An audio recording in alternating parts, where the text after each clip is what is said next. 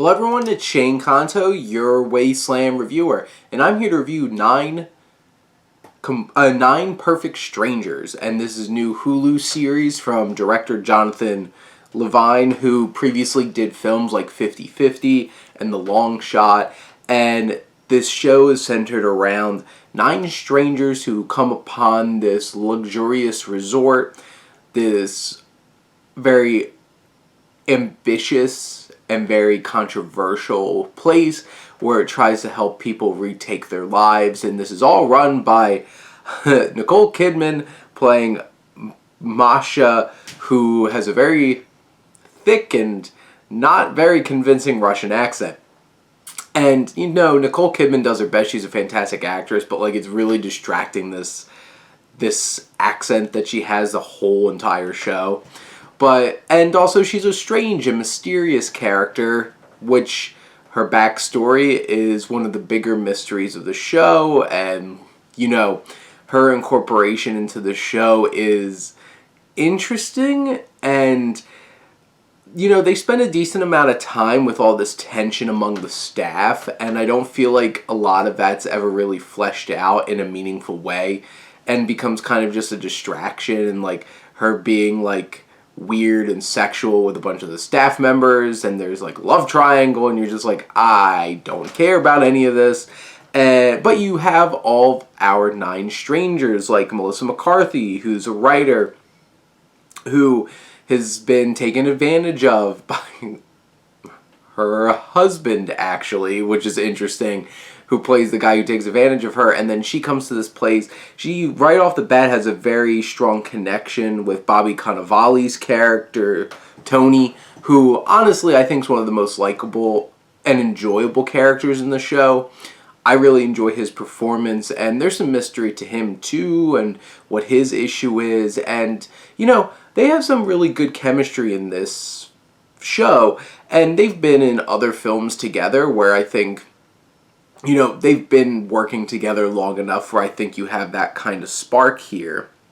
You have Regina Hall, who plays Carmel, who I feel like she's the big character here that's a little complicated, and I don't know if they really do that character a lot of justice, and she a lot of times just comes off as like the crazy one, and I feel like they swing a little wild with that character, but you know, Regina Hall is completely committed to the performance, so I think that benefits it. But then you also have the Marconi family, Michael Shannon, who gives a very interesting and strange and offbeat performance than what you usually expect from him. He definitely has his intense moments.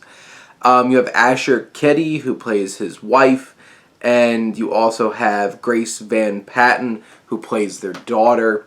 And they all have this interesting arc trying to get over a loss in their family.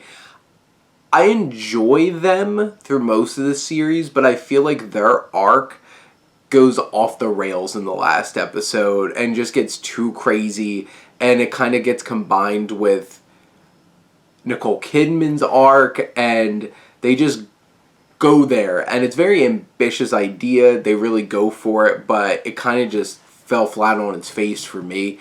Honestly, the finale for me was a really mixed bag and a hot mess, where it's just like, some of these things I feel like are coming to a natural conclusion, some of these are just off the wall, just ridiculousness, and I felt like the Marconi family gets like yeeted off a cliff in terms of how crazy their story is. And then you have Luke Evans' character, who has bad intentions, what it seemed like at the beginning, spying on this whole entire thing, and, you know, then he gets looped in. But Luke Evans does some great acting in this show. And you have Samara Weaving and Melvin Gregg, who are a good combo as well, and I appreciated them in the series.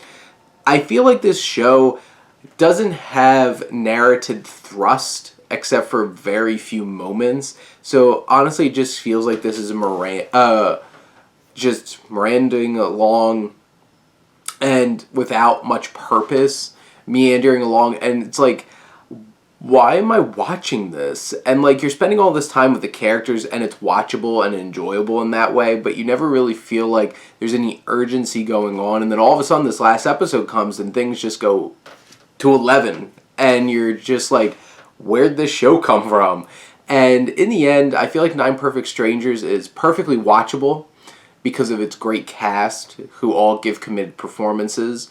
But I don't know how much this really adds up here with this first season, and I don't know if we're going to get more. And maybe they'll do something fresh and different in the next season. But this one, I felt like, isn't really more than watchable, because it never felt like it had much purpose, and also goes kind of off the rails towards the end there, especially in that last episode of the season. But, you know, I think if you watch it, you'll get at least enough out of it to not feel like you wasted your time. But those are my thoughts on Nine Perfect Strangers. Let me know what you think, and let's talk some TV. But thank you as always for tuning in and supporting your Wasteland reviewer.